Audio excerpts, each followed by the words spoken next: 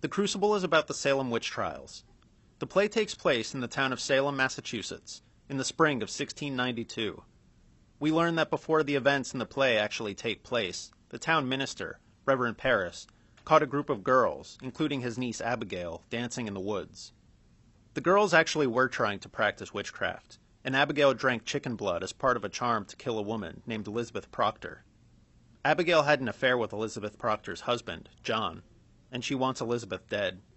But because they got caught, Abigail and the other girls worry that they're going to be punished for practicing witchcraft, so they start lying and accusing other people of being witches, to deflect blame from themselves. That's how the Salem witch trials start. Everyone they accuse gets arrested, and many of those people are executed. At the beginning of the play, Reverend Parris is sitting with his daughter, Betty, who's lying in bed unresponsive. Parris is afraid that she's bewitched, because he found her on the main road of the town, wandering around and trying to fly. He sent for a witchcraft expert, named Reverend Hale, and he's waiting for him to show up. The night before, he caught Betty, his niece Abigail, and their friends, Mercy, Mary, and Ruth, dancing in the forest. At least one of the girls was naked, they had a witch's cauldron, and Reverend Parris's slave from Barbados, Tituba, was speaking some kind of charm over the cauldron. What Parris doesn't know is that they really were trying to practice witchcraft. They tried to conjure the spirits of Ruth's dead baby sisters, they tried to fly, and they also drank chicken blood, as part of a charm to kill Elizabeth Proctor. Now Parris is worried about Betty, but he's also afraid it will come out that the girls in his own house are practicing witchcraft. He knows it could ruin his reputation, and a lot of people in the town already dislike him. Several of these people are gathered downstairs in his house as he sits with Betty, but he doesn't want to go down to talk to them. Thomas Putnam and his wife, Anne, come in. They start pressuring Parris to acknowledge that there's witchcraft going on. They're important people in the town, and Parris needs their support, but he doesn't want to admit to witchcraft in his own house. Eventually, they persuade him to go downstairs and say a psalm with his parishioners. Abigail is still there with Betty when Mary Warren and Mercy, the other girls who are trying to practice witchcraft, come in. Abigail tells them all to keep their mouths shut and threatens to murder them in the middle of the night if they don't. John Proctor comes in, and when the other girls leave, he and Abigail confront each other. Abigail says all that happened in the forest is that she and her friends were dancing, and Parris caught them. She flirts with John and says she's waiting for him. This is where we learn that Abigail and John had an affair. Abigail tells John she still loves him. She blames Elizabeth for ending their relationship. John tells her not to talk about Elizabeth, and he tells Abigail to forget him. Betty starts screaming when she hears the words "going up to Jesus" in the psalm downstairs. Parris and some of the townspeople run up to see her. Rebecca Nurse is one of them. She's basically the most saintly woman in the village, and she calms Betty down just by her presence.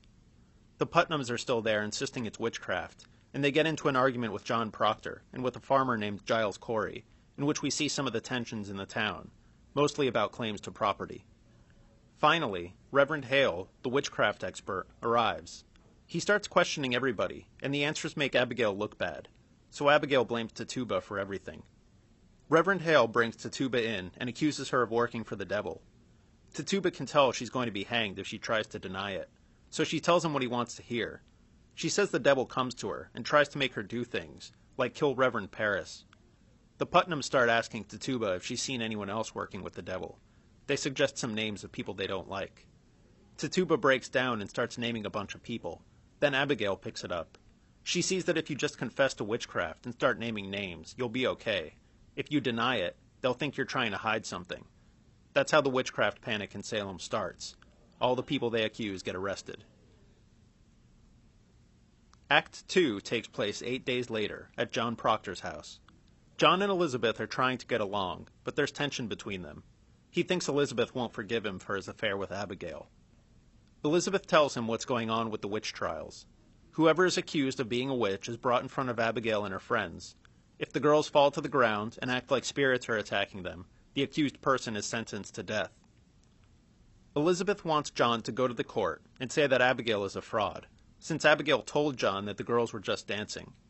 John knows he should do this, but he's worried the court won't believe him. He and Abigail were alone when they talked, so he can't prove what Abigail said. It's Abigail's word against his, and the court trusts Abigail now. Mary Warren comes in after a hard day in court, acting like spirits are attacking her. She says Elizabeth's name was mentioned in the court, but she stood up for Elizabeth. Elizabeth freaks out. She can tell that Abigail is going to accuse her of witchcraft, so she'll be killed and Abigail can marry John. Elizabeth wants John to go and tell Abigail he's not interested in her. Reverend Hale rushes in. Elizabeth's name has been mentioned in the court, and he wants to find out more about them. As he questions them, he can sense some of their problems. Giles Corey comes in to report that his wife has been arrested. Then Ezekiel Cheever comes in to arrest Elizabeth, because Abigail has accused her. John Proctor fights it, but Elizabeth is carried off in chains. John Proctor tells Mary Warren to go in and confess to save Elizabeth's life. He realizes he's going to have to confess publicly to adultery and be disgraced in order to discredit Abigail. Francis Nurse, Giles Corey, and John Proctor go to the court and bring Mary Warren with them. The men all have their wives locked up or condemned, and they're determined to prove that the proceedings are a fraud. The chief judge is Danforth, the deputy governor of Massachusetts. Reverend Hale is also one of the judges. Francis Nurse presents a list of 91 people who sign their names declaring their good opinion of Rebecca Nurse and Martha Corey. Danforth takes the petition and orders all 91 people arrested. Giles Corey presents an affidavit affirming that Thomas Putnam convinced his daughter to accuse a man named George Jacobs. Corey says someone told him that Putnam wants Jacobs dead so he can buy his land. Danforth demands to know what man told Giles Corey this, and he arrests Corey for contempt of court when Corey refuses to say. John Proctor brings in Mary Warren with her signed deposition swearing that the girls have all been lying and faking. He explains that Abigail was caught dancing in the woods by Paris, and she's now lying about it deliberately to get people killed. Danforth brings in Abigail and the other girls. Abigail denies the accusations. Danforth asks Mary Warren to fake it like she did in the courtroom, but without the others doing it, she can't. Abigail and the other girls then act like Mary Warren is threatening them with her spirit. John Proctor grabs Abigail by the hair and calls her a whore. Even though it will destroy his reputation, he declares to the court that he and Abigail slept together. To test John Proctor's claim, Danforth summons Elizabeth Proctor and asks her if her husband is an adulterer. She lies and says no because she wants to protect him, so Danforth dismisses the charge. Reverend Hale, however, starts to believe Proctor. Abigail goes back to her trick of acting like Mary Warren is threatening her, until Mary Warren breaks down and says that John Proctor works for Satan, and Abigail is telling the truth. Proctor is arrested. Reverend Hale denounces the court and leaves his place on it. Act 4 takes place several months later, in the jail. It's just before dawn on the day that John Proctor, Rebecca Nurse, and 10 others are to be hanged. The trials have put Danforth and Paris in a tough situation.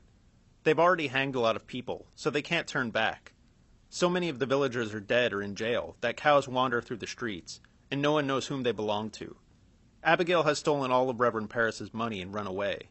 A faction of the townspeople have turned against the trials and don't believe in them anymore. This day will be a turning point in the trials. It's the first day that important people with good reputations in the town are going to be hanged. Reverend Hale tries to get them to confess. He doesn't believe they're guilty, but he feels responsible for the trials and thinks it will be his fault if any of them die. If they confess, he thinks they won't be hanged. Danforth and Paris would like to see some confessions too, because they would prove that the trials were justified. But so far no one will confess. Danforth and Paris decide to let Elizabeth talk to John Proctor to see if she can get him to confess.